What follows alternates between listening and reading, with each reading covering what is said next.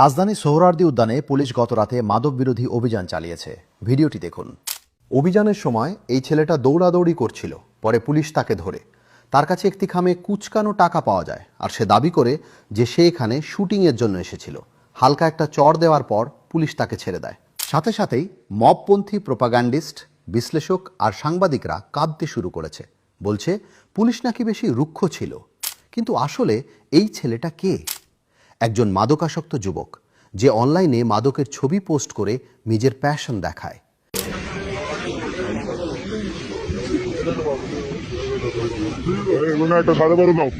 আর সবচেয়ে বিভ্রান্তিকর বিষয় হলো, সে আবার জামায়াতে ইসলামের আমিরকে নিজের দাদু বলে ডাকে। I feel very proud. একটা বাংলাদেশী হয়ে I feel very proud. আর এখন আসি এই লোকটার কথায়। শুরুতে পুলিশ তার দিকে খুব সম্মান দেখিয়ে এগিয়ে গিয়েছিল। কোথা থেকে আসলেন? ক্যামেরাটা অফ করেন। শুনলেন সে কি বলল? পুলিশ তাকে জিজ্ঞাসাবাদ করছিল, আর ঠিকমতো উত্তর দেওয়ার বদলে সে উল্টো পুলিশকে ক্যামেরা বন্ধ করতে অর্ডার দিল। পৃথিবীর যে কোনো জায়গায় পুলিশ আপনাকে জিজ্ঞেস করলে আগ্রাসীভাবে উস্কানি না দিয়ে সোজা প্রশ্নের উত্তরই দেওয়া হয়। দেখুন সে কিভাবে কথা বলছে। ক্যামেরাটা অফ করেন। এই দাঁড়াও। ক্যামেরাটা আপনারা এমনি মুখের মধ্যে ধরে রাখছেন। দাঁড়াও না ভাই, কথা বলতে হচ্ছে কেন? না ক্যামেরা ধরো না। দাঁড়াও ঠিক আছে, আপনি হাত এই অসম্মান করা দরকার না। যার যেটা আছে সম্মান করেই সার্চ করো।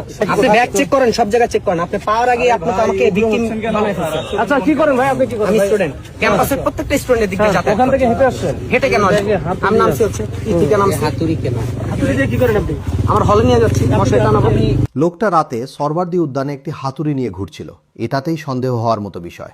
তারপরও সে পুলিশের সঙ্গে আগ্রাসী আচরণ করতে থাকে, এবং কেন তাকে তল্লাশি করা হচ্ছে ও জিজ্ঞাসাবাদ করা হচ্ছে এসব নিয়ে উল্টো পুলিশকে প্রশ্ন করে উস্কানি দেয়। এর ফলেই পুলিশ তাকে মারধর করে। এখন দেখা যাক আসলে সেই কে। এই লোকটার পুলিশের সঙ্গে উস্কানিমূলক আচরণের আগের ইতিহাস আছে। কয়েক মাস আগের একটা ভিডিও দেখুন, যখন মবক্রেসির অবস্থা চলছিল। এক ট্রাফিক পুলিশ একটি ইলেকট্রিক রিক্সা চালককে থামিয়ে রিক্সার ব্যাটারি খুলে দেয়। তখন রিক্সা চালক ক্ষেপে গিয়ে হামলা করতে চাইলে রিক্সার হ্যান্ডেলে পড়ে নিজেই আহত হয়। পরে সেই রিক্সা চালক সেই লোকটিকে ফোন দেয়।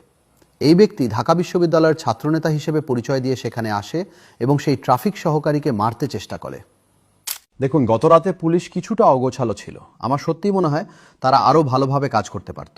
তবে এটাও মনে রাখতে হবে, তারা তখন মাদক বিরোধী অভিযানে ছিল। এমন অভিযানে পুলিশকে কর্তৃত্বপূর্ণ ও দৃঢ়ভাবে আচরণ করতে হয়, এবং কেউ উস্কানি দিলে তাদের কখনোই পিছিয়ে আসা উচিত না। আমি মনে করি পুলিশের আবার শক্তভাবে দাঁড়ানো দরকার। এমন একটি ঘটনাকে কেন্দ্র করে তাদের সাসপেন্ড করা বা এমন কিছু করা ঠিক না যা তাদের মনোবল ভেঙে দেয়।